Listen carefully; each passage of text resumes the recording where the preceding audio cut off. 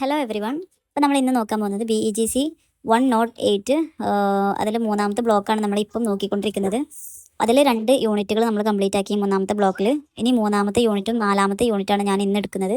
Story complete ആയിട്ട് അതിൻ്റെ സമ്മറിയും കാര്യങ്ങളൊക്കെ നമ്മൾ കവർ ചെയ്തു.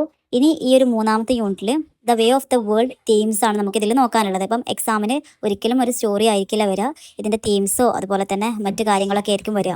അപ്പം ഇതിൻ്റെ തീംസാണ് ഈ ഒരു യൂണിറ്റിൽ ഫുള്ളായിട്ട് പറയുന്നത്. അപ്പം നമുക്ക് ജസ്റ്റ് അതൊന്ന് കവർ ചെയ്ത് പോവാം.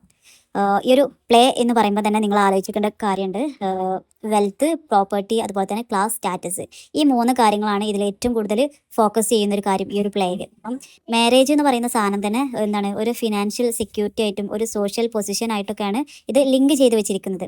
അപ്പം ആ ഒരു സൊസൈറ്റി അങ്ങനെ ആയിരുന്നു എന്ന് സൂചിപ്പിക്കാൻ വേണ്ടിയിട്ടാണ് ഈ ഒരു പ്ലേ പറയുന്നതും. അതുപോലെ തന്നെ ഇതിൽ അപ്പോൾ നമ്മൾ ജസ്റ്റ് ഇതൊക്കെ നമുക്ക് ജസ്റ്റ് ഒരു കഥ കേൾക്കുന്ന പോലെ കേൾക്കാം. പക്ഷേ ഇതിൽ പറയുന്ന പല കാര്യങ്ങളും ആ ഒരു സൊസൈറ്റിയിൽ ഉണ്ടായിരുന്ന പല പ്രശ്നങ്ങളുമാണ് പല ക്യാരക്ടേഴ്സിലൂടെയും ഒരു സൊസൈറ്റിയെ മുഴുവനായിട്ടും പ്രതിനിധീകരിക്കുന്ന രീതിയിലൊക്കെയാണ് ഈ ഒരു പ്ലേയിൽ പറയുന്നത് എന്നുള്ളതാണ് ഇനി നമ്മൾ പഠിക്കാൻ പോകുന്നത്. ഇതുവരെ നമ്മൾ അതിൻ്റെ റിയൽ ആയിട്ടുള്ള സ്റ്റോറി എന്താണെന്ന് പഠിച്ചു. ഇനി സ്റ്റോറിൻ്റെ ഉള്ളിലുള്ള കാര്യം എന്താണെന്നുള്ളതാണ് നമ്മൾ ഇനി നോക്കാൻ പോകുന്നത്.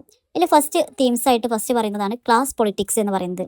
ഈ ഒരു ക്ലാസ് പൊളിറ്റിക്സ് എന്ന് പറയുമ്പം നമുക്കറിയാം, ഒരു മാരേജിൻ്റെ ഒരു കാര്യത്തിൽ ആ ഒരു കാലഘട്ടത്തിൽ എന്താണ്, ഒരു ഫാമിലി കൺട്രോൾഡ് ആയിട്ടുള്ള മാരേജ് ആയിരുന്നു നടത്തിക്കൊണ്ടിരുന്നത്. അപ്പം അതിൽ നിന്ന് മാറിയിട്ട് ഒരു ഇൻഡിവിജ്വൽ ആയിട്ടുള്ള ചോയ്സിലേക്കുള്ളൊരു ഷിഫ്റ്റ് അല്ലെങ്കിൽ അതിലേക്കുള്ളൊരു മാറ്റമായിട്ടാണ് നമുക്ക് അതിൽ കാണാൻ പറ്റുന്നത്.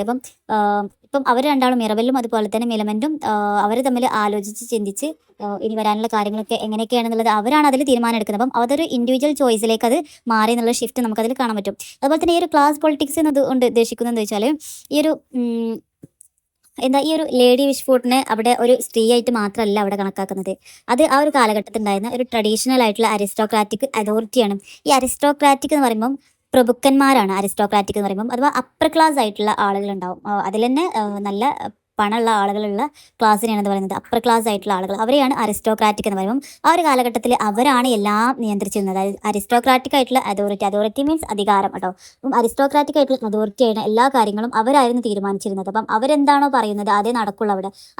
അതായിരുന്നു ആ സൊസൈറ്റിയിൽ അന്ന് നിലവിലുണ്ടായിരുന്ന ഒരു നിയമം എന്ന് പറയുന്നത്. അപ്പം ഈ ഒരു ലേഡി വിഷ്ഫോർട്ടിനെ ഇവിടെ സൂചിപ്പിക്കുന്നത് എന്താണ്, ഈ ഒരു പഴയ ഒരു അതോറിറ്റി ആയിട്ടാണ് അവരവിടെ കണക്കാക്കുന്നത് എന്നുള്ളതാണ്. അതുപോലെ തന്നെ ഈ പാട്രിയാർക്കി എന്ന് പറഞ്ഞാൽ പുരുഷാധിപത്യം എന്നുള്ളതാണ് കേട്ടോ. അപ്പം ഈ ഒരു പാട്രിയാർക്കൽ സൊസൈറ്റി എന്ന് പറയുമ്പോൾ പലർക്കും അത് എന്താണെന്ന് അറിയൂല. അപ്പം അതിനാണ് പറഞ്ഞത് അതൊരു പുരുഷ ആധിപത്യം ഉള്ള ഒരു സമൂഹത്തിനാണ് എന്താ പറയുക, ഒരു പാട്രിയാർക്കൽ സൊസൈറ്റി എന്ന് പറയാം. ഇവിടെ പുരുഷന്മാർക്കായിരിക്കും കൂടുതൽ പ്രാതിനിധ്യം ഉണ്ടാവുക എന്നുള്ളതാണ്. അപ്പം അതുപോലെ തന്നെ ഈ ഒരു മിലമെൻറ്റിൻ്റെ കാര്യം പറയുകയാണെങ്കിൽ അവരെന്താണ്, വെൽത്തി ആയിട്ടുള്ള ആളാണ്. അതുപോലെ തന്നെ സെക്ഷലി പ്യുവർ ആയിട്ടുള്ള ഒരു പെൺകുട്ടിയാണ്. അപ്പം അതുപോലെ തന്നെ അവർ സപ്പോർട്ട് ചെയ്യുന്നത് ഒരു പാട്രിയാർക്കൽ സൊസൈറ്റീനെ ആണ് അവൾ സപ്പോർട്ട് ചെയ്യുന്നത്. അപ്പം അവർ തൻ്റെ കല്യാണം കഴിഞ്ഞതിന് ശേഷമുള്ള കാര്യം തൻ്റെ ഭാവി ഭർത്താവിനോട് എന്താണ് എല്ലാ കാര്യങ്ങളും തുറന്നു പറഞ്ഞ് തനിക്ക് സ്വാതന്ത്ര്യം വേണം, കല്യാണത്തിന് ശേഷം അതിന് സമത്വം വേണം എന്നുള്ള രീതിയിലൊക്കെ പറഞ്ഞ് ഒക്കെ സെറ്റാക്കിയിട്ടാണ് ഇത് മാരേജിന് മുതിരുന്നത്. അപ്പം ഈ ഒരു കാര്യമൊക്കെയാണ് ഇതിൽ പറയുന്നത്. അപ്പം അഥവാ ആ ഒരു കാലഘട്ടത്തിൽ ഉണ്ടായിരുന്നത് അപ്പർ ക്ലാസിൻ്റെ ലിമിറ്റ്, അവരുടെ കൺട്രോളാണ് എല്ലാം ഉണ്ടായിരുന്നത്. ഇപ്പം അതിൽ നിന്ന് എന്താണ് ഒരു ഇൻഡിവിജ്വൽ ചോയ്സിലേക്കുള്ളൊരു മാറ്റം ആണ് ഈ ഒരു ഇതിലൂടെ നമുക്ക് കാണാൻ പറ്റുന്നത് എന്നുള്ളതാണ്. അപ്പം ഈ ഒരു ലേഡി വിഷ്ഫോർട്ട് എന്താണ് അവസാനമാകുമ്പം ഈ ഒരു സ്റ്റോറിയിൽ എന്താണ് ആകെ പതറിപ്പോവാണ്. അവസാനം ആരെ സഹായം വേണ്ടി വന്നു, മിറബെല്ലിൻ്റെ സഹായം അവർക്ക് വേണ്ടി വന്നു. അവരുടെ സ്റ്റാറ്റസിനും അതുപോലെ തന്നെ അവരുടെ മാനം രക്ഷിക്കാനൊക്കെ മിറബെല്ല് സഹായിക്കേണ്ടി വന്നു. അപ്പം ഈ മിറബെല്ലിനെ അവിടെ സൂചിപ്പിക്കുന്നത് ഒരു മോഡേണൈസ് ആയിട്ടുള്ള ഒരു കൺട്രോൾഡ് വേർഷൻ ആയിട്ടാണ് മിറബെല്ലിനെ സൂചിപ്പിക്കുന്നത്. അപ്പം ഈ 2 സംഭവങ്ങൾ മനസ്സിലാക്കി വെക്കുക. ലേഡി വിഷ്ഫോർട്ടിനെ ഒരു അരിസ്റ്റോക്രാറ്റിക് ഒരു അതോറിറ്റി ആയിട്ടും അതുപോലെ തന്നെ നമ്മൾ മിറബെല്ലിനെ എന്താണ് ഒരു മോഡേണൈസ്ഡ് ആയിട്ടുള്ള ഒരു കൺട്രോൾഡ് വേർഷൻ അതോറിറ്റി ആയിട്ടാണ് അതിൽ കണക്കാക്കുന്നത് എന്നുള്ളത് മനസ്സിലാക്കി വെക്കുക. അതാണ് ഒരു ക്ലാസ് പൊളിറ്റിക്സ് വരുന്നത്. അവരുടെ ഒരു പ്രഭുക്കന്മാരുടെ അരിസ്റ്റോക്രാറ്റിക് ആയിട്ടുള്ള അവരുടെ ഒരു ആധിപത്യമാണ് അതിൽ പറയുന്നത്. അതുപോലെ തന്നെ രണ്ടാമത് പറയുന്നതാണ് ലവ് ആൻഡ് മാരേജ് എന്ന് പറയുന്നത്. അപ്പം ലവ് എന്ന് പറയുന്നത് നമുക്കറിയാം അതൊരു ഇമോഷണൽ ആയിട്ടുള്ളൊരു കണക്ഷനാണ്. പക്ഷേ മാരേജ് എന്ന് പറയുമ്പം ഇവിടെ എന്താണ് അർത്ഥമാക്കുന്നത്, ഒരു മാരേജ് എന്ന് പറയുമ്പം ലവ് ഉണ്ടാവും, അതുപോലെ തന്നെ മണി ഉണ്ടാവും, അതുപോലെ സോഷ്യൽ സ്റ്റാറ്റസ്, ഈ 3 സംഭവങ്ങൾ ഒരുമിച്ച് വരുമ്പോഴാണ് ഒരു മാരേജ് എന്ന് പറയുന്ന ഒരു സംഭവം അവിടെ പൂർണ്ണമാവുന്നത്. അപ്പം ഒരു ഐഡിയൽ മാരേജ് എന്ന് പറയുമ്പം ശരിക്കും അവിടെ ലവ് വേണം, അതുപോലെ തന്നെ എക്കണോമിക് സെക്യൂരിറ്റി വേണം എന്നുള്ളത് പ്രധാനമാണ് ആ ഒരു കാലഘട്ടത്തിൽ എന്നുള്ളതാണ്. അപ്പം ഒരു വെൽത്തി ആയിട്ടുള്ള ഒരു സ്ത്രീയെ കല്യാണം കഴിച്ചെങ്കിൽ മാത്രമാണ് ശരിക്കുള്ളൊരു മാരേജ് ഉണ്ടാവുള്ളൂ എന്നുള്ളതാണ് അവരുടെ വിശ്വാസം. കാരണം എന്താണ്, അവിടെ ലവ് ഉണ്ടാവും, അതുപോലെ തന്നെ അവർക്ക് എന്തുണ്ടാവും, വെൽത്ത് ഉണ്ടാവും, എക്കണോമിക് ആയിട്ടുള്ള സെക്യൂരിറ്റി ഉണ്ടാവും. എങ്കിൽ മാത്രമേ ശരിയായിട്ടുള്ളൊരു മാരേജ് ആയി നമുക്ക് കണക്കാക്കാൻ പറ്റുള്ളൂ എന്നുള്ളതാണ് അവരുടെ ഒരു അഭിപ്രായം എന്ന് പറയുന്നത്. പിന്നെ നമ്മുടെ ഈ ഇമ്പോർട്ടൻ്റ് ആയിട്ടുള്ള ഒരു സീനാണ് നമ്മളെ ഈ ഒരു നാലാമത്തെ ആക്ടിലെങ്ങാണ്ട് നമ്മൾ പറയുന്നുണ്ട് പ്രോയിസോ സീൻ എന്ന് പറയുന്നുണ്ട്. ഇതിൽ നമ്മുടെ മിലമെൻറ്റും അതുപോലെ തന്നെ മിറബെല്ലും കൂടി ആലോചിക്കുന്നുണ്ട്. അത് വളരെ ഇമ്പോർട്ടൻ്റ് ആയിട്ടുള്ള ഒരു സീനാണ്. കാരണം അവരുടെ മാരേജ് എങ്ങനെയാവണം, മാരേജിന് ശേഷം എന്തായിരിക്കണം എന്നുള്ളത് അവർ രണ്ടുപേരും തമ്മിൽ തീരുമാനിക്കണം. അപ്പം അവൾ പറയുന്നുണ്ട് എനിക്ക് മാരേജ് കഴിഞ്ഞാലും എനിക്ക് സ്വാതന്ത്ര്യം സമത്വം ഒക്കെ വേണം എന്നുള്ള കാര്യം അവളുടെ തീരുമാനം പറയുന്നുണ്ട്. അപ്പം ആ ഒരു സൊസൈറ്റിയിൽ ഇവർ രണ്ടുപേരും എടുത്തിട്ടുള്ള തീരുമാനത്തിന് ഇവിടെ ബഹുമാനിക്കുകയാണ്. അപ്പം അതൊരു മാറ്റത്തിനുള്ള ഒരു സൊസൈറ്റിയിലുള്ള ഒരു മാറ്റത്തിനെയാണ് അവിടെ പ്രതിനിധീകരിക്കുന്നത് എന്നുള്ളത്. അപ്പം ആ ഒരു അത്രയും ഒരു പാട്രിയാർക്കൽ ആയിട്ടുള്ള ഒരു സൊസൈറ്റിയിൽ നിന്ന് അല്ലെങ്കിൽ ഒരു അരിസ്ട്രോക്രാറ്റിക് ആയിട്ടുള്ള സൊസൈറ്റിയിൽ നിന്നെന്താണ് ഒരു മോഡേണൈസ് ആയിട്ടുള്ള ഒരു സൊസൈറ്റിയിലേക്കുള്ള അതോറിറ്റിയിലേക്കുള്ള ഒരു മാറ്റത്തിനെയാണ് അവിടെ സൂചിപ്പിക്കുന്നത്. അപ്പം അങ്ങനെയൊക്കെ ആണെങ്കിലും ഒരു സ്ത്രീകൾക്ക് എന്താണ് ആ ഒരു കാലഘട്ടത്തിൽ അവരുടെ മാരേജിൻ്റെ കാര്യത്തിൽ വളരെ കുറഞ്ഞ ഒരു തീരുമാനം എടുക്കാനുള്ള അധികാരം മാത്രമേ ഉണ്ടായിരുന്നുള്ളൂ എന്ന് പറയുന്നുണ്ട്. അതുപോലെ തന്നെ അങ്ങനെയൊക്കെ ആണെങ്കിലും അവരവരുടെ തീരുമാനങ്ങൾ എന്താണ് അങ്ങോട്ടും ഇങ്ങോട്ടും സംസാരിച്ച് അവരുടെ കാര്യങ്ങൾ വ്യക്തത വരുത്തി പിന്നീട് എന്താണ് ഒരു സ്റ്റോറിയുടെ എൻഡ് ആകുമ്പോഴേക്കും നമുക്ക് കാണാൻ പറ്റുന്നതാണ് വളരെ മോറൽ ആയിട്ടുള്ള ഒരു എൻഡിങ് ആണ് നമുക്ക് അതിൽ കാണാൻ പറ്റുന്നത്. അതുപോലെ തന്നെ അവരുടെ ക്യാരക്ടേഴ്സൊക്കെ വളരെ റെസ്പെക്റ്റബിൾ ആയിട്ടുള്ള ക്യാരക്ടേഴ്സ് ആയിട്ടാണ് നമ്മൾ അതിൽ കാണുന്നത്. അപ്പം അതാണ് ഒരു ലവ് ആൻഡ് മാരേജ് എന്ന് ആ ഒരു തീമിൽ പറയുന്നത്. ദെൻ മൂന്നാമത് പറയുന്നതാണ് the ideal gentleman post glorious revolution. Glorious revolution നമ്മൾ കഴിഞ്ഞ ക്ലാസ്സിൽ പറഞ്ഞിട്ടുണ്ട്. 1688 ഗ്ലോറിയസ് റെവല്യൂഷൻ എന്ന് പറയുമ്പോൾ അതോടെ എന്താണ് നമ്മുടെ ജെയിംസ് രണ്ടാമൻ അധികാരത്തിൽ നിന്ന് പുറത്തേക്ക് പോവുകയാണല്ലോ. അപ്പം അതിനുശേഷം പിന്നീട് ഭരണത്തിൽ വരുന്നത് വില്യമും അതുപോലെ തന്നെ അദ്ദേഹത്തിൻ്റെ വൈഫായിട്ടുള്ള മാരി എന്ന് പറയുന്ന രണ്ട് പേരുമാണ് ആ ഒരു ഭരണത്തിലേക്ക് വരുന്നത്. അപ്പം അതിനുശേഷം എന്താണ് ഒരു ഐഡിയൽ ജെന്റൽമാനായിട്ട് കണക്കാക്കിയിരുന്നത് ഈ മിറബെലിനെയാണ് എന്നുള്ളത്. അപ്പം എന്തുകൊണ്ടാണെന്ന് ചോദിച്ചാൽ നമുക്ക് ഒരു സ്റ്റോറി സ്റ്റാർട്ട് ചെയ്യുമ്പോൾ നമുക്ക് തോന്നുക ഈ മിറബെല്ലും അതുപോലെ തന്നെ അദ്ദേഹം ഒരു ചീറ്റിംഗ് ചെയ്യുന്ന ആളാണ്. അതുപോലെ തന്നെ അദ്ദേഹം ഈ ഒരു സ്വത്തുക്കളും കാര്യങ്ങളും മാത്രം മോഹിക്കുന്ന ഒരാളാണ്. ലവ് ഒരിക്കലും അദ്ദേഹത്തിന് റിയൽ ആയിട്ടുള്ള ഒരാളല്ല എന്നുള്ളതൊക്കെയാണ് നമുക്കും ആ ഒരു സ്റ്റോറി സ്റ്റാർട്ട് ചെയ്യുമ്പോൾ നമുക്കും അങ്ങനെയാണ് ഫീൽ ചെയ്യാറ്. പക്ഷേ പിന്നീടാണ് അദ്ദേഹം എന്താണ് ആ ഒരു എൻഡിലേക്ക് എത്തുമ്പോഴാണ് അദ്ദേഹം ശരിക്കും മോറലായിട്ടുള്ള ഒരു സ്റ്റോറിയുടെ എൻഡിങ് കൊണ്ടുപോകുന്നത് അദ്ദേഹമാണ്. അപ്പം എന്തുകൊണ്ടാണെന്ന് ചോദിച്ചാൽ അദ്ദേഹം സ്ത്രീകളെ ഒരുപാട് ആകർഷിക്കുന്നുണ്ടെങ്കിൽ പോലും ഒരിക്കലും സ്ത്രീകളെ ചീറ്റ് ചെയ്യാനോ അവരുടെ ഹൃദയം തകർക്കാനൊന്നും അദ്ദേഹം മുതിരുന്നില്ല എന്നുള്ളത്. അപ്പം മിസ്സിസ് ഫെയ്നലിൻ്റെ കാര്യം നമ്മൾ പറഞ്ഞു. അവർ ലവ് ആയിരുന്നെങ്കിൽ പോലും അവളെ ഒറ്റടിക്ക് അവളെ ഉപേക്ഷിച്ചിട്ട് പോയിട്ടില്ല. അവളെന്താണ് ഒരു മറ്റൊരാളുടെ കരങ്ങളിലേക്ക് ഏൽപ്പിച്ചതിന് ശേഷമാണ് അതെല്ലാം ഇവൻ്റെ നേതൃത്വത്തിൽ നിന്നുകൊണ്ട് തന്നെ മറ്റുള്ളവരുടെ കരങ്ങളിലേക്ക് അവളെ ഏൽപ്പിച്ചു കൊടുക്കുന്നത്. ഒരു ഉത്തരവാദിത്വ ബോധമുള്ള ഒരു മനുഷ്യനായിട്ടാണ് അവിടെ അദ്ദേഹത്തിനെ കാണിക്കുന്നത്. അതുപോലെ തന്നെ ഭയങ്കര ബ്രേവ് ആയിട്ടുള്ള ഭയങ്കര കണ്ണിങ് ആയിട്ടുള്ള പ്ലാനിങ്ങുകളും കാര്യങ്ങളൊക്കെയാണ് അദ്ദേഹം കൊണ്ടുവരുന്നത്. അപ്പം ആ ഒരു അത്രയും ആ ഒരു എന്താ പറയുക ആ ചീറ്റിങ്ങിൻ്റെ ഇടയിൽപ്പെട്ട ഒരു ലോകത്തിൽ അദ്ദേഹം പിടിച്ചു നിന്നിട്ടുണ്ടെങ്കിൽ അത് അദ്ദേഹത്തിൻ്റെ ബുദ്ധിശക്തി കൊണ്ടും അദ്ദേഹത്തിൻ്റെ ആ ഒരു വിവേകശൈലി കൊണ്ടും മാത്രമാണ് അദ്ദേഹം പിടിച്ചത്. അപ്പം ആ ഒരു കാര്യങ്ങളൊക്കെ തന്നെയാണ് എന്താണ് അദ്ദേഹത്തിൻ്റെ ഒരു ഐഡിയൽ ജെന്റൽമാനായിട്ട് കണക്കാക്കപ്പെടുന്നത്. അതുപോലെ തന്നെ അത് അദ്ദേഹത്തിൻ്റെ ഒരു ഇങ്ങനെയൊക്കെ പ്രോപ്പർട്ടി വേണം അവളെ വേണം എന്നൊക്കെ പറയുന്നതിന് കൂടെ തന്നെ മറ്റുള്ളവർക്കൊരു ബുദ്ധിമുട്ടുണ്ടാക്കരുത്, എല്ലാം നല്ല രീതിയിൽ തന്നെ അവസാനിക്കണം എന്ന് അദ്ദേഹത്തിനൊരു ഉറപ്പുണ്ട്. അതുപോലെ തന്നെ അദ്ദേഹത്തിന് വളരെ ശാന്തനായിട്ടുള്ള അല്ലെങ്കിൽ ഒരു സെൽഫ് കൺട്രോൾഡ് ആയിട്ടുള്ള ഒരാളെ പോലെയാണ് അദ്ദേഹത്തിന് ഈ ഒരു ത്രൂ ഔട്ട് നമുക്ക് ഈ ഒരു പ്ലേയിൽ നമുക്ക് കാണാൻ പറ്റുന്നത്.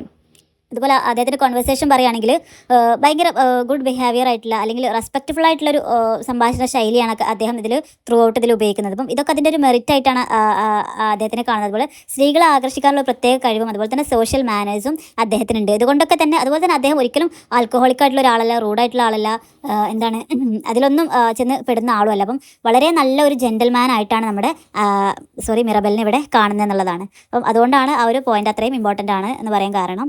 ദെൻ നാലാമത് പറയുന്നത് the subversion of the authority. നമ്മുടെ അതോറിറ്റി മീൻസ് അധികാരം കേട്ടോ. അപ്പം ഈ ഒരു പ്ലേ കാണിക്കുന്ന ഒരു റെസ്റ്റോറേഷൻ പീരീഡിലെ ഈ ഒരു പ്ലേ കാണിക്കുന്നത് വെച്ചാൽ ഈ ഒരു അരിസ്ട്രോക്രാറ്റിക് അതോറിറ്റിയുടെ ക്രൈസിസ് ആണ് കാണിക്കുന്നത്. അപ്പം അവർ എത്രത്തോളം അതിൽ ക്രൈസിസ് നേരിടുന്നുണ്ട് എന്നുള്ള കാര്യമാണ് ഈ ഒരു പ്ലേയിലൂടെ അവർ കാണിക്കാൻ വേണ്ടിയിട്ട് ശ്രമിക്കുന്നത്. കാരണം ഗ്ലോറിയസ് റെവല്യൂഷന് ശേഷം ഇംഗ്ലണ്ട് ഭരിച്ചിരുന്നത് ആരാണ്? അതെ, വില്യം അതുപോലെ തന്നെ മേരി എന്ന് പറയുന്ന ആ രണ്ട് ആൾ. ജെയിംസ് രണ്ടാമൻ്റെ മകളാണ് മേരി, അവരുടെ ഹസ്ബൻഡാണ് വില്യം എന്ന് പറയുന്നത്. അപ്പം ഇവർ രണ്ടുപേരും കൂടെയാണ് ആ ഒരു ഇംഗ്ലണ്ട് ഭരിച്ചിരുന്നത്. പക്ഷേ മറ്റുള്ളവരിൽ നിന്ന് വ്യത്യസ്തമായി ഒന്നുകൂടെ ഒരു സമാധാനമായിട്ടുള്ള പീസ്ഫുൾ ആയിട്ടുള്ള ഒരു ഭരണമായിരുന്നു വരുത് എന്നുള്ളത്. അതുപോലെ ഒരു പൊളിറ്റിക്കൽ ആയിട്ടുള്ള ഒരു സ്റ്റേബിലിറ്റി ഉണ്ടായിരുന്നു. അതുപോലെ തന്നെ ഒരു കോൺസ്റ്റിറ്റ്യൂവൻ്റൽ ആയിട്ടുള്ളൊരു മൊണാർക്കി, വെറും മൊണാർക്കി അല്ല, ഒരു കോൺസ്റ്റിറ്റ്യൂവൻ്റൽ മൊണാർക്കി. പാർലമെന്റേറിയൻസ് ഒക്കെ കൂടുതൽ ഇമ്പോർട്ടൻസ് കൊടുത്തിട്ടുള്ള, ആരെയും തമ്മിൽ അങ്ങോട്ടും ഇങ്ങോട്ടും പിണക്കാത്ത, ചെറിയ പ്രശ്നങ്ങളൊക്കെ നിലനിന്ന് പോന്നിട്ടുണ്ടെങ്കിൽ പോലും മറ്റുള്ളവരെ അപേക്ഷിച്ച് വളരെ ഒരു പീസ്ഫുൾ ആയിട്ടുള്ള ഒരു ഭരണമായിരുന്നു ഇവരുടെ ഭരണം എന്ന് പറയുന്നത്. അപ്പം ആ ഒരു ക്രൈസിസിൽ നിന്ന് മാറിയിട്ടുള്ള ഒരു പീസ്ഫുൾ ആയിട്ടുള്ള ഒരു എൻഡിങ് ഈ ഒരു സ്റ്റോറി എൻഡ് ചെയ്യുന്നത് പോലെ തന്നെ ആ ഒരു സമൂഹത്തിലുണ്ടായ ഒരു ചേഞ്ചാണ് ഇവിടെ സൂചിപ്പിക്കുന്നത് എന്നുള്ളത് നമുക്ക് മനസ്സിലാക്കാം. നമ്മുടെ മിറബെലിന് എന്താണ് ഒരു മോഡേണൈസ്ഡ് ആയിട്ടുള്ള ഒരു കൺട്രോൾഡ് വേർഷൻ ഓഫ് അതോറിറ്റി ആയിട്ടാണ് ഇതിൽ നമുക്ക് കാണാൻ പറ്റുന്നത്. പിന്നീട് അതുപോലെ നമ്മുടെ ഈ ഒരു ലേഡി വിഷ്ഫോർട്ടിന് എന്താണ് ഒരു കാരണം ഇതിൽ ലേഡി വിഷ്ഫോർട്ടാണ് അവൾ ആരെ കല്യാണം കഴിക്കണം, എങ്ങനെ കൺട്രോൾ ചെയ്യണം എന്നൊക്കെ ഉള്ളത് തീരുമാനിക്കാനുള്ള അധികാരം ഇവിടെ ലേഡി വിഷ്ഫോർട്ടിനാണുള്ളത്. അപ്പം ഇതൊക്കെ എന്താണ് ഒരു ഫീമെയിൽ ആയിട്ടുള്ള ഒരു അരിസ്ട്രോക്രാറ്റിക് ഫിഗർ ആയിട്ടാണ് അവരെ അവിടെ കണക്കാക്കുന്നുള്ള കാര്യമൊക്കെ അവിടെ പറയുന്നുണ്ട് കേട്ടോ. പിന്നീട് എന്താണ് പരമ്പരാഗതമായിട്ടുള്ള ഒരു പ്രഭുക്കന്മാരുടെ ആ ഒരു അധികാരത്തിൽ നിന്ന് എന്താണ് ഈ ഒരു ഇപ്പം കാണുന്ന റാഷണൽ ഒരു സോഷ്യൽ ഓർഡറിലേക്ക് കാര്യങ്ങൾ കൊണ്ടെത്തിക്കുന്ന ആ ഒരു പാത്താണ് നമുക്ക് ഇതിലൂടെ കാണാൻ പറ്റുന്നത്. ഞാൻ അഞ്ചാമത് പറയുന്നതാണ് വിറ്റ് ആൻഡ് വേർഡ് പ്ലേ എന്നുള്ളത്.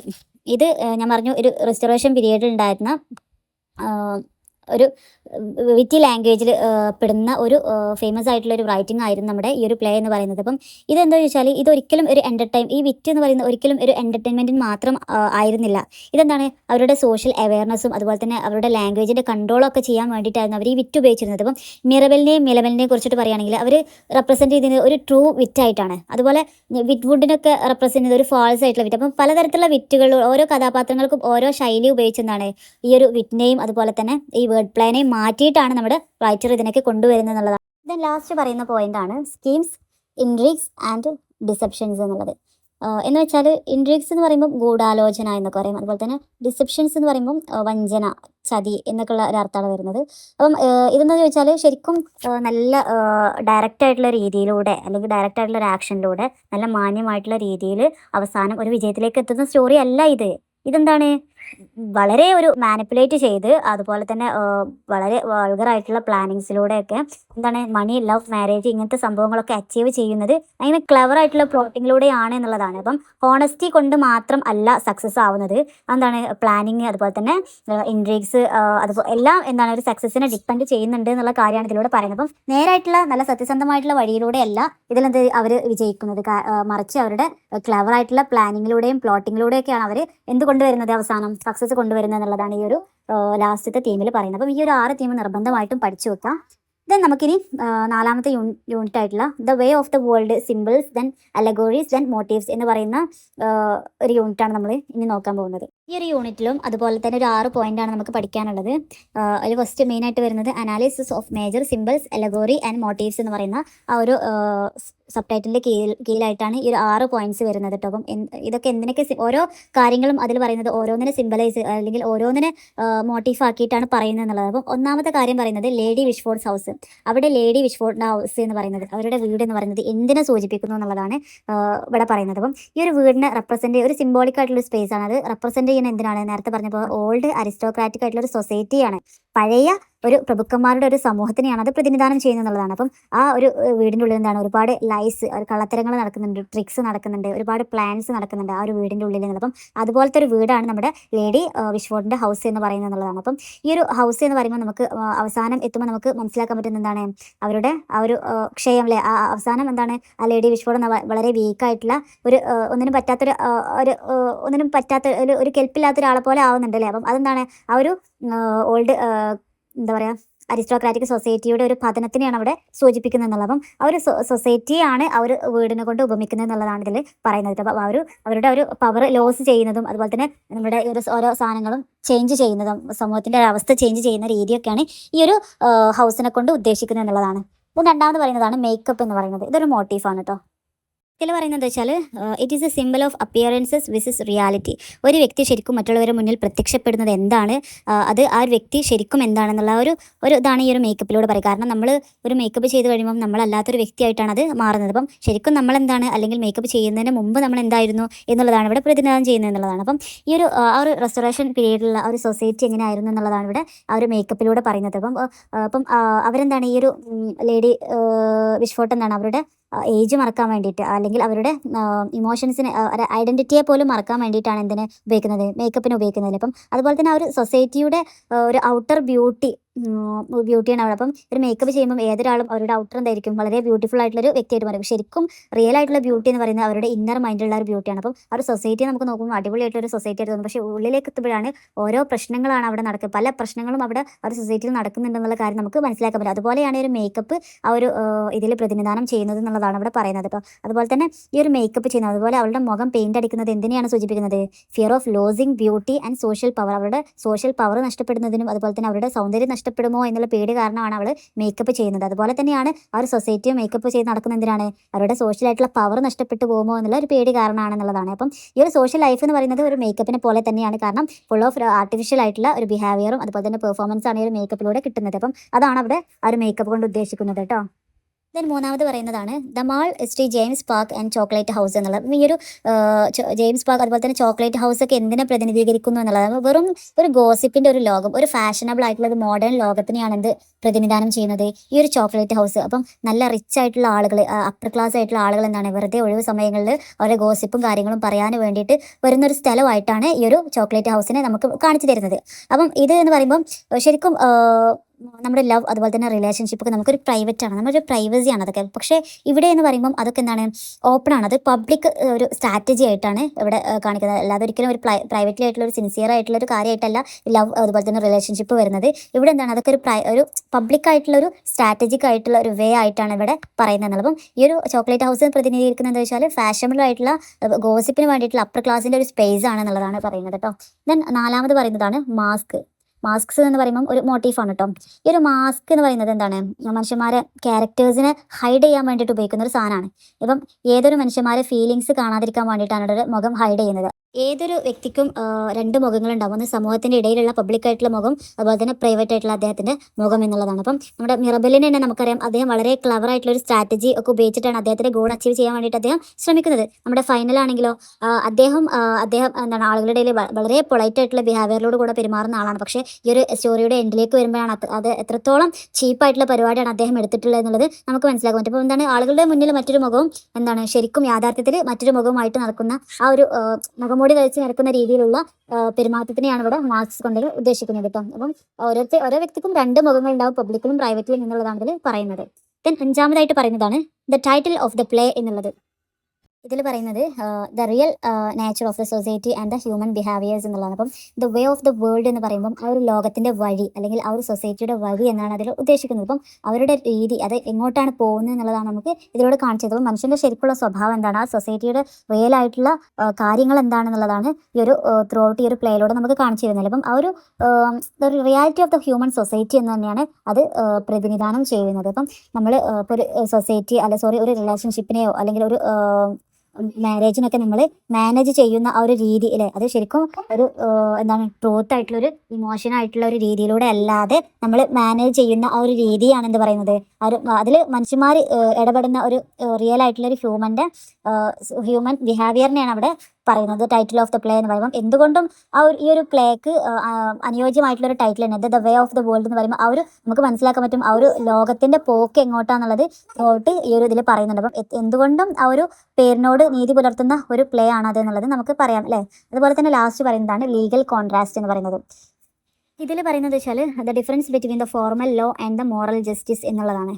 ഇപ്പം നമുക്കറിയാം ഒരു സാധാരണ ഒരു മനുഷ്യന് എന്താണ് കൊടുക്കുക, ജസ്റ്റിസ്, ഒരു നീതിയാണ് ഒരു നിയമത്തിലൂടെ മനുഷ്യന്മാർക്ക് കിട്ടേണ്ടത്. പക്ഷേ ഇവിടെ ഈ ഒരു ലോ എന്ന് പറയുന്നത് എന്തിനാണ് ഉപയോഗിക്കുന്നത്, പവർ കൺട്രോൾ ചെയ്യാനുള്ള ഒരു ടൂളായിട്ട് മാത്രമാണ് ഈ ഒരു ലോനെ ഇവിടെ ഉപയോഗിക്കുന്നത് എന്നുള്ളതാണ്. അപ്പം ഒരിക്കലും ഒരു ജസ്റ്റിസിന് വേണ്ടിയിട്ടല്ല ഇവിടെ ലോ നിലകൊള്ളുന്നത്. ഇതെല്ലാം അപ്പർ ക്ലാസ് ആയിട്ടുള്ള ആളുകൾക്ക് അവരുടെ കാര്യങ്ങളൊക്കെ മാനിപ്പുലേറ്റ് ചെയ്ത് ഉപയോഗിക്കാനുള്ള ഒരു ടൂളായിട്ട് മാത്രമാണ് ഇവിടെ ലോ ഉപയോഗിക്കുന്നത് എന്നുള്ളതൊരു ക്രിറ്റിസിസമാണ് ഇവിടെ നമ്മുടെ റൈറ്റർ പറയുന്നതുള്ളൂ. അതുപോലെ ഈ ഒരു പ്ലേയിൽ തന്നെ പല ആളുകളും പല ക്യാരക്ടേഴ്സും ഈ ലോനെ മാനിപ്പുലേറ്റ് ചെയ്ത് ഉപയോഗിക്കുന്നതും പറയുന്നുണ്ട്.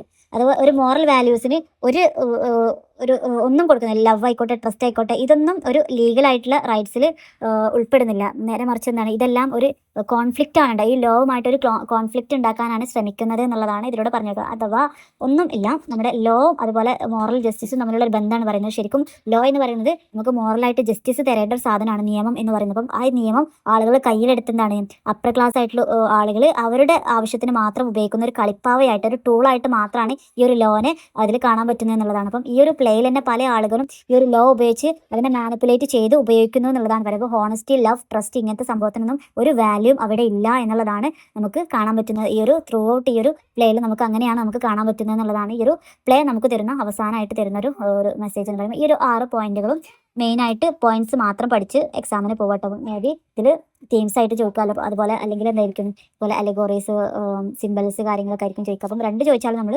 കറക്റ്റായിട്ട് നമ്മൾ 6 പോയിന്റുകൾ നമ്മൾ എഴുതിയിരിക്കണം. സോ ഇതാണ് ഈ ഒരു യൂണിറ്റിനെ കുറിച്ചിട്ട്, ഈ ഒരു ബ്ലോക്കിനെ കുറിച്ചിട്ട് പറയാനാണെങ്കിൽ 3 ബ്ലോക്ക് നമ്മൾ കംപ്ലീറ്റ് ആക്കിയിട്ടുണ്ട്.